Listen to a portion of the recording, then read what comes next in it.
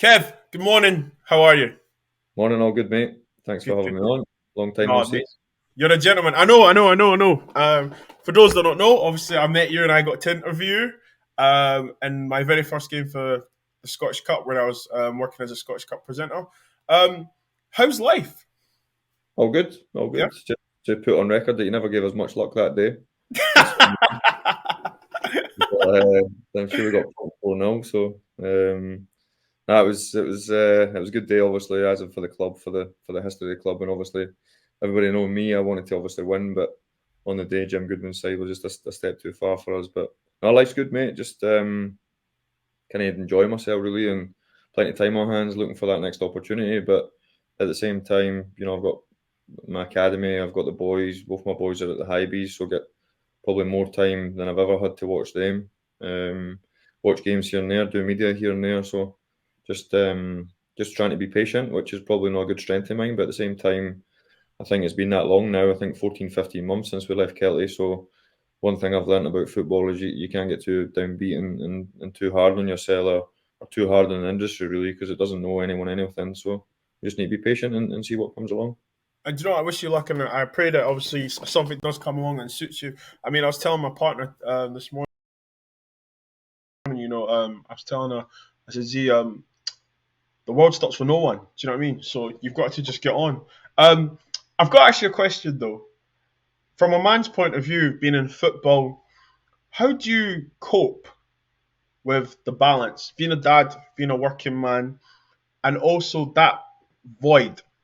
I think some people, athletes, will probably understand what I'm asking you is, how do you cope with that void It's a of not? difficult thing. I think when you've had that competitive edge and that buzz, for pretty much all for as long as I can remember, really, being a top playing and then obviously becoming a professional and doing it for what 15, 16 years and then retiring and then I suppose like when you do have that taste of competing against other managers and other coaches and obviously other teams and building your own team up and being able to go to battle every week, really, do you know what I mean? And test yourself against a variety of different managers and different personalities, etc. So I think when you lose that, it can be tough. But at the same time, listen, we've got tellies, haven't we? We can watch it.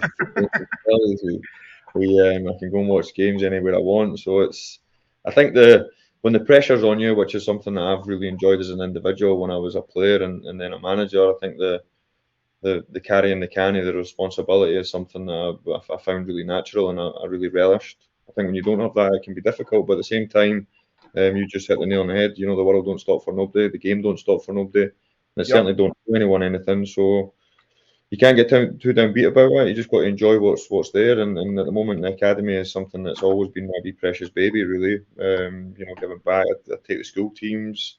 A lot of people probably don't know that, apart from people that kind of stay in my neck of the woods. But I give a lot of time at the local schools, Oh, and as I really? mentioned, I do a lot for the community. So they things are passionate for me, and take up a lot of my time. And then I've got two dogs that can probably do 10, 15, 20K every day. So it's trying to keep up with them as taking up as much time as possible. And just to conclude on that, what advice would you give to men that are struggling coping with that void? I think you listen. You need to speak to people. You need to surround yourself with good people. You need to have a good support network, which I think I've always had. So I've got an amazing supportive wife that probably through my career found it really difficult, the highs and lows and the emotions and all it's nice to see all the nice things and the winners medals and the big games, but there's plenty of down times, and I suppose probably more so for myself through my career when I think back to the injuries that I had. Somebody Yeah. said it's the dark days, the disappointment. So I think one thing I'd always say, just in life in general, really is surround yourself with a good support network and people that you trust and people that make you feel good about yourself, because life can be cruel, it can be difficult. It's a challenge for everybody. Everybody got their own different challenges. So I think when you've got that good support network and you've got people that can help, there's always people to reach out to. So I would say that if you ever get difficult times, then you need to reach out and branch out and try and get the right people to support you. Thank you for that. Thank you for that. You talked about big games. Now, we all know who you played for in Scotland. Well, the clubs that you played for in Scotland. I want to ask you this: the exact point you knew you were going to sign for Rangers. what was the first few thoughts in your head? Because okay, you can tell me you were excited and so on, but did you think to yourself, Ibrox is going to be my new home stadium, or like what was the first thoughts?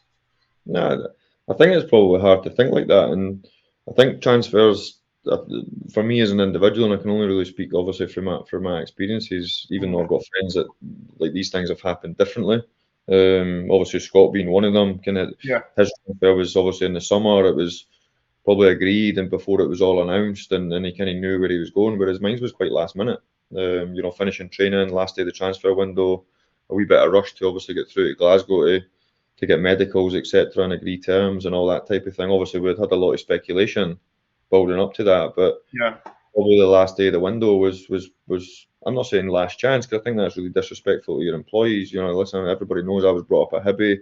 yeah, I wasn't having a good time under that current manager, but at the same time, I'd like to think, listen, people will have a different opinion on it, but I was really focused on trying my best. I had brilliant teammates, mates that I grew up through youth team with, um, representing a club, yeah. But listen, was my performances amazing at the time? Maybe not. Probably a lot to deal with for a young player, but at the same time, I'd like to think that we made our careers on training hard and having the right of attitudes, course. and I don't think you can play at the level that we played at to like think that your attitude was poor and you never done things properly, you never trained properly, you never turned up on time properly.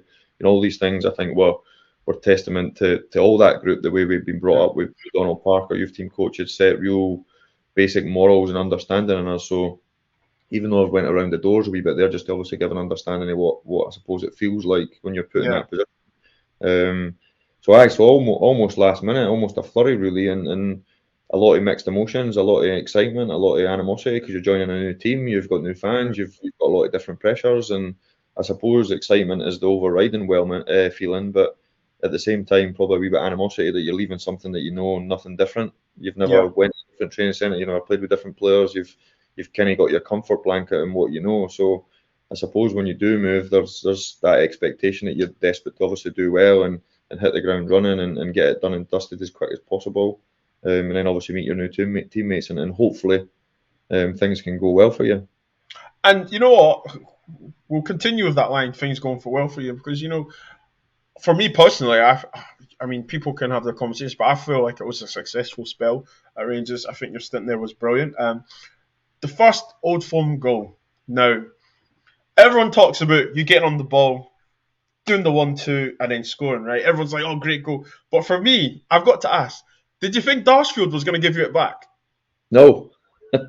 See, I've always wanted to ask you this because I've watched this goal many times, you can imagine, and you've punched it forward outside of your left foot. He's stopped it, he's held up, and he's gave you it back. And then what I love about it is that you actually use your left foot to take it away from the Celtic defender, and then obviously you slide it with your right foot. But at that moment when you made the run, because listen, we've all played football, give me it back, do the 1-2, and the strikers try to turn and get a shot off. So in that point in time, when you kept running, did you think you better give me this ball back? I think things just happen quickly, really. And listen, I love playing with Darsh. He was obviously the I wrong used to time. get called him when I was younger. He was brilliant. He was a good, brilliant character, really lively, really bubbly. Um, as I say, probably not the right time in his career really, but still come up with big goods, and obviously that was one of them. Returning the ball to obviously me and give me the opportunity to go and score. But he was, so strong and physically powerful. He had a big backside like myself, and he could use that to kind of pin defenders and obviously bring people into play. But I suppose when these things happen in games, I suppose, or would I say, I suppose from my perspective is Mm. when you give and go and you run forward, which was obviously not really a trait in my career. I'm not so sure these things are planned. Sometimes they're off the cuff, and your pitcher sees what you pitch. You could argue that I would normally pass Barry the pass that he passed to me because he'd normally be Mm-hmm. further up the pitch than I would, and you just as a player you're always looking for like wee chinks in the armour and wee opportunities to try and obviously hurt your opponent. And when Dash gave me it back, to say that it was probably a blur was probably an understatement. You just Okay. end up in a position in the pitch that you're on your wrong side, your weaker side, something that I hardly used my right foot my whole career. And before you know it, you're away celebrating, and the emotion and the elation just takes over, and it's probably a bubble that is hard to explain. for that 30 seconds when you're scoring in a game with so much magnitude and so much rivalry between the two teams, and the importance of the games, as everybody knows. It's hard to try and explain that wasn't something that we practiced in training. Do you know what I mean? It wasn't like, oh, I'll go and receive it in between the lines like people talk now, and Yeah, flick yeah, it, yeah. give and go 1-2, and practice like passing it through Boric's leg with my right foot. Do you know what I mean? It's something called nothing could happen. So for it to happen, I'd love to tell you that it was premeditated and planned, and that was something that Walter worked on in training all the time, but it wasn't. Well, do you know what? Listen, it made a lot of people on one half of Glasgow happy that day. You talk about Barry Ferguson and the players you talked about Dartford. Like, when you went to Rangers, did you think, wow? And when I say wow, I mean you're on the training pitch, the intensity is different, the level. And this is no disrespect to Hibs. Did you think, okay, I need to work? No, I would probably disagree in the respect to like that team that I left Hibs was honestly I can't tell you how much quality was in that group. Mm-hmm. Riordan, like top players, Scotty's obviously Whitey's, Stephen Flick. Listen, I could go through them all. David Murphy. Mm-hmm. Back to that team. If we all played at the same era when we probably got close to hitting anywhere near our peak, it would have been some outfit. I think People Tony still Moore. talk about that now. You always go back with fond memories, I suppose, and I'm always one of the type of people that I just think you just support the current era because they're the current players and they deserve our support, and you can Yeah. never compare groups to groups. It's impossible because things change, managers change, styles change. Listen, I was playing in an era where we never really had social media. Do you know what I mean? So, Yeah. different, Fortunate. fortunate different players, and so I think when I think of the quality, that listen, there's no doubt that the players were better at Rangers. There was a rise in probably edge, the competitiveness. The one big thing I would say is that the kind of ego part of being a top player was something that we probably never sampled at Hibs. But when you then start to play with people like Barry, and by the way, an ego in a good way, I don't mean that in a disrespectful way. I mean like a swagger and a belief that, Of listen, course, confidence, right? if Confidence. if you want to train here and you want to play here and you want to be successful at Rangers, this is my standards. This is where you need to get to, and I'm going to demand that of you every day. Whereas I'd like to think we had that at Hibs, but probably just not quite that edge that like a barrier that had at that given time. I'd like to think we eventually grew into that type of mold, but probably that was the one thing that I noticed when I went through training, where you could argue your pals who you knew no different, and in a really tight knit group of players with a different expectation, I suppose, and a different pressure to then going to Rangers and feeling the wrath of how important it was to win every single game. And listen, being brought up at Hibby and having that camaraderie in that youth team and us transitioning to first team, there's no doubt that there's no football player in the world that doesn't want to win football games every single week, whether you're representing Edinburgh United, my local football team, or whether you're representing Rangers or Hibs or Hearts or Celtic. You need to be daft if you didn't think that players didn't want to win. But I think there's a difference between the pressure and expectation, i.e. like pre-season friendlies, you need to win at Ibrox. Whereas like maybe pre-season friendlies at different clubs, it might sound like a pre-season friendly. So I think it's an eye opener when you move. But I have to say the quality. I'm not doing any of the Rangers boys a disservice, but the quality that I left at Easter Road, the players that had come through the youth team, and the players that had, I'm thinking of like Ian Boozlands, etc. You know, Boozy takes my oldest boy at Hibs. He was a top player. So we had players, Michael Stewart. Listen, Michael will get bashed about in the media a wee bit, and people will have a different opinion on him as a player, but top players, you know. And so I think we were lucky and blessed that we had a lot of good players in that group. And then I think when they players all moved on and flourished at different parts of their career, I don't think any of them got caught cold, really. Mm-hmm. Talk about SBL, you know, talk about good times, the pressure, and so on. Was there ever a time where you thought, I wish I didn't do that? No, and I refer to the cup final tackle, the red card. Obviously, you still won. What goes in your head at that time? See, listen, you can't premeditate these things. It's everybody knew how I played, and I actually thought the game was really flat that day. And I'm not. Listen, I've done this question a lot of times when I've done Rangers supporters clubs. It's the one thing that people talk about, the 9-men cup final, winning 1-0, with 9 men, and obviously me and Danny Wilson getting sent off. And I'm not saying for 1 second that my tackle created any animosity or an edge. But one thing it certainly did was it livened up the game. Because the game was flat. It was one of these sticky pitches at Hampden. There wasn't much happening. It was the game was in a balance, and Mirren were robust and compact and hard to break down as you would expect. And we probably huffed and puffed and never really got into our stride. And I'm not sticking up for my agenda really, or people wanting to like overthink a bad tackle. But actually was fouled probably twice in the build up to it, and I've just seen red mist really. And my reaction was when we kind of got kicked or pushed about, and I think it was John Potter and Jack Ross. I think Jack had maybe been involved in the aftermath really, but I think I'd kind of run through, and John Potter had kind of gave me a nudge and a wee kick, and a kind of fouled me, and obviously play had went on, and my reaction was to get up and obviously get the ball back for the team rather than sulking. Maybe had Yeah.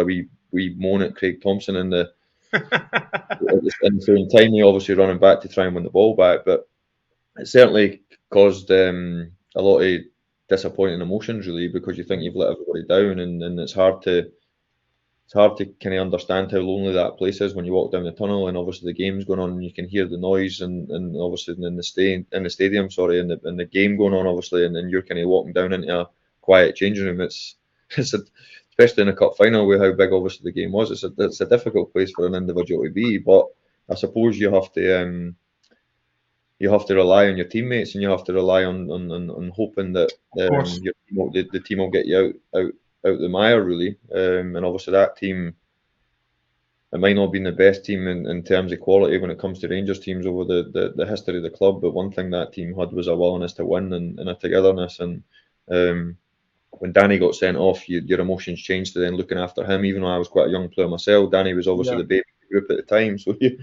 you change your selfishness thinking about yourself to then thinking about Danny and how I can support him. But for the boys to go on and win, and I still picture Nazy running. I think Davy Weir stepped out and passed to Nazy, and Nazy runs up the line obviously and passes for Kenny. And I'm not so sure you'll see a better header of the ball than Kenny. To be honest.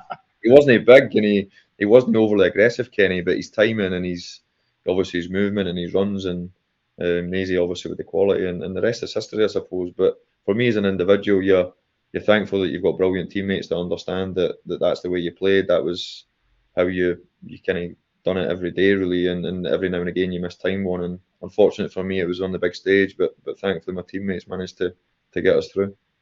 And you know, playing for any club is a roller coaster of emotions. The reason I want to cut into that because when it happens, you think, oh my god, he's sent off, whatever. But for as a player, you never ever pause to think, and people think I think differently, but I always think to myself, does the player have a shower? Does he have a bath? Does he just sit there with a sliders on, or does he try and watch the game? Like, and amongst it all, obviously you've been sent off. Okay, we get that. What are you actually doing Uh, physically? so, so obviously, Jimmy Bell had obviously took me down the tunnel and Right, then to rest in change. peace. So the game was on the telly, obviously. You've got obviously that it was in the second half, so you've got the changing rooms like fully dirt off people's boots, and you know what I mean. The floor is kind of like a bit of a mess with old tape and like old strips, and maybe Uh-huh. boys changing shorts and their tops or whatever. Maybe people taking Under Armours off. So there's always like a bit of a mess, I suppose, when you come in at full time or half time. That's not a reflection on anyone. That's just the changing room, if you know what I mean. Um, I'm kind Good of save. then Danny gets sent off and you're disappointed with yourself. You cannot believe it. You keep on overthinking the challenge and blah blah blah. But obviously the one thing I do remember for the day was a couple of things, well loads of things, but I do remember obviously as soon as the final whistle had went, and the elation of obviously the fans and the group on the pitch, and the staff kind of going towards the boys. Obviously it felt like 30 seconds, and Jimmy had come back in to say the manager that wanted us out, obviously me and Danny. So we obviously then went and joined the group. Mm. Listen, lifting a cup, and all players will tell you when you're not involved in the match day squad and you're maybe the 19th man, or I think it might even been only 16 players at the time when I was playing, so maybe the 17th man back then, and you don't get a strip, and then you're involved in the celebrations or the disappointment afterwards. It can be tough. Never mind being a player that's been sent off, and then Mm. have to find the motivation, I suppose, and enthusiasm when you still feel as though you've let everybody down, to then celebrate a cup win, which should be jubilant. It should be a brilliant occasion Yeah, in your yeah. because sometimes top players sometimes don't get an opportunity to win a cup. But I think the human nature kicks in and kind of tells you that you've disappointed too many people, really. So you find it hard to celebrate, or I did anyway. But I See, still I'm remember. shameless. I'd I have, know I'd have got the socks back on, hat backwards, scarf. in my games room. lost in the cup, and you can kind of see that, like my face. And listen, I'm still delighted for the boys in the club, obviously in the group, but and all the staff that worked tirelessly behind the scenes. You know what I mean? So it's like it probably felt that it was everybody else's day apart from mine, if you know what I mean. But at the same Mm-hmm. time, you play in semi-finals, you play in quarter-finals, you train hard every day. Do you know what I mean? So when these days come along, you do, I suppose, when you retire now and you're never going to get another opportunity to have one of those feelings, I probably should have enjoyed them more. I Yeah, do remember going in to see Kevin Thomson, who was obviously the player that I tackled that day. I went into the St Mirren changing room afterwards to apologise.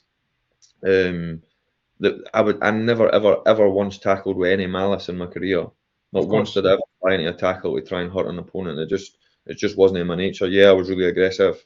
Yeah, I wanted to win the ball. Yeah, I used to fly into tackles. Listen, all my You teammates want would to tell win, you. Kev, don't you? Though Aye, I you was want to win. competitive. I was aggressive. Do you know what I mean? But I was never malice in any tackle. I never ever once lunged into a tackle thinking I wanted to hurt an opponent.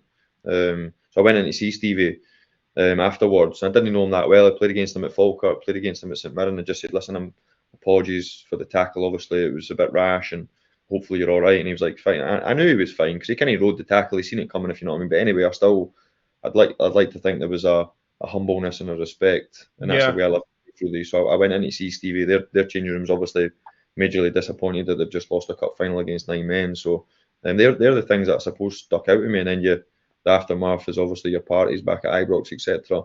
But I suppose they're the key bits that I would remember for the day, really. we've talked about jubilations. Obviously, the moments you remember. A lot of people that I speak to, I have family down south. I've spoke to people worldwide. I want to ask you this: the fixture of the Old Firm. Do you think it's overrated or not recognised as it should be? And when I say that, I mean we know Scotland. You can say Scotland. It's the two main attractions. Okay, it's the main attraction. However, do you feel it gets its respect worldwide? I think it probably does. I think listen, it's one of the biggest games in the world, really. When Derby Day comes, two massive clubs, two brilliant clubs, two huge institutions, really. And the rivalry is there for everybody to see. Listen, I like the rivalry when it's just on the right side of what rivalry should be like. Yes, I yes, disagree with the rivalry that goes over the line, but I understand. Like, listen, I'm not going to try and educate or tell people what they can do and what they cannot do. But what I believe in as an ex-player is the rivalry is second to none. The games are unbelievable. Both stadiums are unbelievable to play in. hmm Both sets of fans, how passionate they are about their clubs is brilliant. And listen, the harsh reality is when you represent either one of them, when you come second, you fail. It's yeah, just the way it is. But at the same time, the games, the build up, the pressure, the intensity, the noise, and the feeling when you get in that changing room at 10:05, or if they're early kickoffs, whatever time the game would finish, if it was a 12:30 kickoff or whatever, well, that would be 2 o'clock or whatever. I cannot tell you how special it is. yeah. And I can I tell by the way you're looking right now, describing it. You probably look they so probably passionate about it. they probably don't get the recognition they deserve because, like a lot of derbies, whether it's London derbies, whether it's Edinburgh derbies, Dundee derbies, Real Madrid, Barcelona, that sometimes the build up to the game, the actual game itself, can be a bit scruffy and it can be a wee Yeah, bit. Listen, everybody can flick onto YouTube and see brilliant derbies, and obviously being a Hibby, I can think of 6-2. Do you know what I mean? I can yeah, I yeah, can yeah, think yeah. of different games.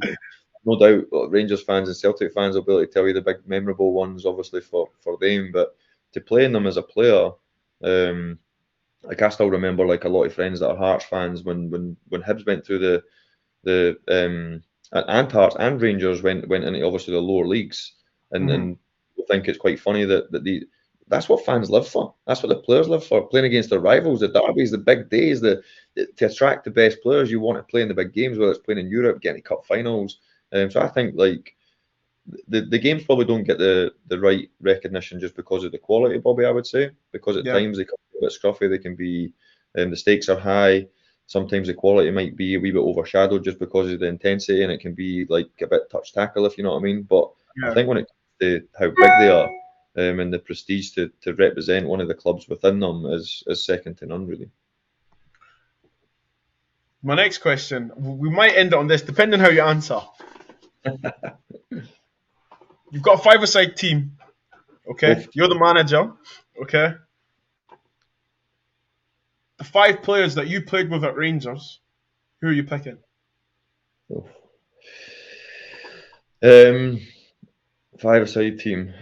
I'm sure I've been asked this a few times, and I'll probably change my five-a-side team every time. Well, Alan McGregor's a certainty. So Griggsy in goals. Right. And what formation are we going? We're going 2-1-1, 1-2-1. Well, Kenny, I'm all out of attack, really. I want to win, so I would pick my defenders off the back of. So I'm thinking Whitty straight away because Whitty was a brilliant defender, really athletic, brilliant feet, like sharp, but could also score unbelievable goals for anywhere on the pitch. Really. So right foot, left foot. The pitch being quite small, left foot volley, right foot volley, have the defensive duty obviously, and then I would go.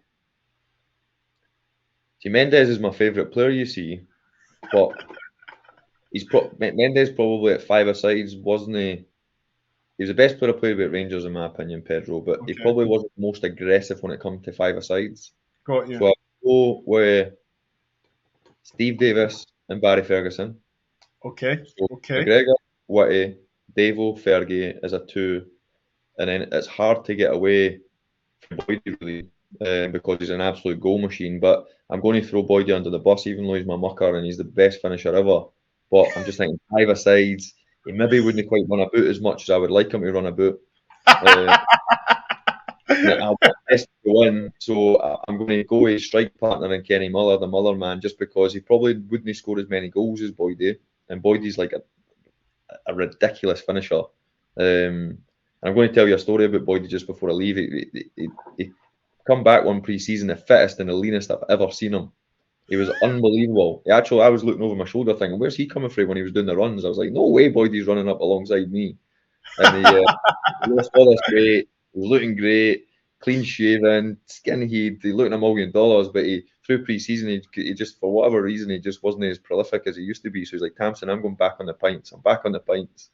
And he put on a wee bit more purple fat. And by the way, unbelievable. Just started scoring goals again. But I'm going to go with Kenny Muller. A hard one because it's a toss of the coin because Boydie would score more goals than Kenny. But I just think five-a-sides, we're having Whitty, Baz and Davo who can both run about. Witts can run about.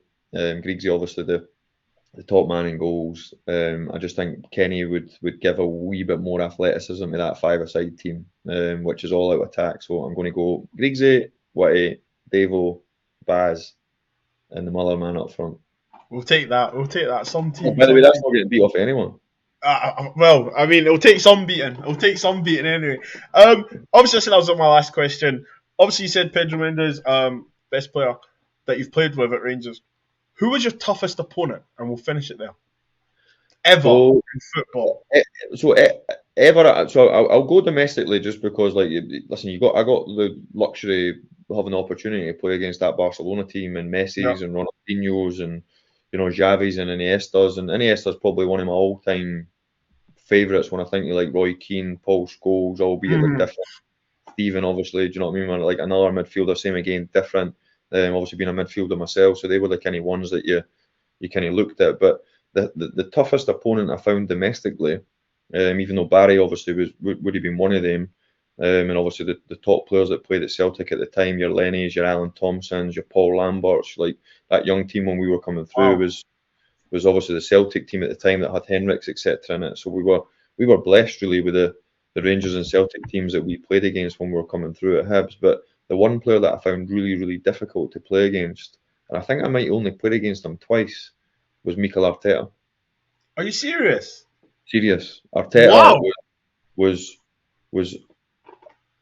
his awareness and he's very Pedro Mendes-esque, like that football IQ, that brain, that picture, the awareness what was round about, and play one touch when you were getting too tight, to take an extra touch when you try to intercept his passes and then he pass past you, and like even when you were trying to play passes, so he would never get tight to you, but when you were trying to play the acute passes or the clever passes, a bit like Mendes, they would almost be a step ahead and go and intercept your passes. Wow. Obviously me being aggressive and especially when Rangers come to Easter Road, we'd be pumped up, we'd want to win. It's a big game, big crowd. And you would obviously try and lay a marker on you, try and get tight to these players. You were wanting their jerseys really because they were the kind of the big fish in the league at the time, and they were the ones that were winning leagues and winning trophies. So when Old Firm come to Easter Road, you would obviously want to stick your chest out, you try and impress. And Arteta, for whatever reason, was one of the ones. I remember playing against him in a Scottish Cup game, and the only reason I remember is I'm pretty sure it was the day that Grant Brebner badly broke his arm Oh wow, earlier in okay. the game. Yeah. He was live on Sky. I think Rangers beat us 1-0 that day, but I played against Arteta in the middle of the pitch. And honestly, Bobby, he was just so difficult to tie down. He was every time I tried to get tight to him, he flicked around the corner. Every time I gave him space to think I could intercept his passes, he passed past me. He was Wow. just a brilliant football player. I'm so glad I asked you that because I would never have thought. And listen, that's a testament to him as well, and look what he's doing as well. So yeah. Well, thank you. I think people forget how much a top player he was. You know, he played in that Arsenal team that had all the top ones, really. Do you know what I mean? And they never went on and won Premier Leagues, etc. And then even when he went to Everton, he was a god there, really. Do you know what I mean? And that was Of in that course, Everton yeah, it team that was. was Davy Moyes that were finishing like top six all the time. Yep. Do you know what I mean? Against the Giants, really. Do you know what I mean? I'm not saying Everton didn't want to compete, and I don't want to do anyone a disservice, but you probably look where Everton have been over the last kind of decade or whatever since Kenny Moyes has 100%. away. They've Especially look at definitely him now. Do you know what I mean? exactly. So I think when he was down there, a bit the same as Barry really when he went to Blackburn. I think Blackburn were kind of punching high up about kind of in the league, and I think people kind of forget how good Barry was really. But that's why we're football fans, I suppose. You have new heroes, you have new ones that are in the new kid on the block really that are stealing the limelight. But I don't think the good football fan never forgets how much quality these boys have got. And you know, mentioning Mendez's, your Davos, your Kenny's, your Boydies, like they were top players. I've tried to stay clear of though, because listen, I've saw you live, I've interviewed you, I've heard you speak, obviously on Barry Ferguson, and you know, I think a lot of Rangers players would probably wish that there was a modern day Barry right now, especially going into this league campaign or previous campaigns as well, because people forget he was really that good, wasn't he? He I was really think good, Barry. no, the biggest thing for me, Bobby, with Barry is that he was just a street footballer. Mm. He was competitive. He was self-taught probably, playing in the streets, like fighting probably against older ones. Obviously having older brothers. You know, Derek probably bashing him about when he was. And then I've done a few 5 stars events with Barry, and obviously even though I know him and I played with him, but obviously when you start to get asked about his journey, and obviously before I met Barry, before I obviously played with him, you had played Mm. against him. But I think when you go back to the kind of superstars that Rangers had, when they had the big international stars really, and they were competing. When you think back to Barry's kind of like breakthrough, I think he was named captain when he was what 21, 22. Yeah, he was The young. changing room fully big personalities, big characters, and then probably his upbringing. Your McCoist, your Durant's having to go as a young boy, young YTS, and probably Mm. getting the kit, and to be kind of associated with the players as a early young player really. And I flick back to us a wee bit at Hibs as well, having mixed with Pat and boys like that, and us just missing out on the kind of Alex McLeish big era. Yeah, I yeah. wonder if Barry, and it's hard to kind of get a metric on it, I suppose, but I wonder if Barry's upbringing, it being quite robust and these big characters and sprinkling wee stardust on him, and the expectation and him getting to watch so closely what it took to be a top player, and him wanting a bit of that and wanting to probably be even better than them. I think that would have stood Barry in real good stead. And I think back to our upbringing, probably a wee bit the same. Getting changed into Easter Road, getting to watch the players. Probably the first Hibs team that when I went full time was your Russells and your Franks and like What a guy. top players. So I'm like, I want to be as good as them. I want to be in the first. I want to play under the lights. I want to, do you know what I mean? And I know Yeah, every that dream, but no every kid gets to see it so closely and how of course. these people operate. So I do think it's almost magic dust that unless you get the opportunity to grasp that and obviously want to take it in. And I think Barry would have had that in abundance when I think back to the kind of players that Rangers would have had in the eras, and Barry getting to see them so closely and getting to learn off them and getting to think, I quite fancy a bit of that. I want to be as good as Yeah, them. yeah. He was Listen, thank you listening. very much. Thank you very much. Oh, mate. Uh, but stay right there, stay right there. Let me just end it.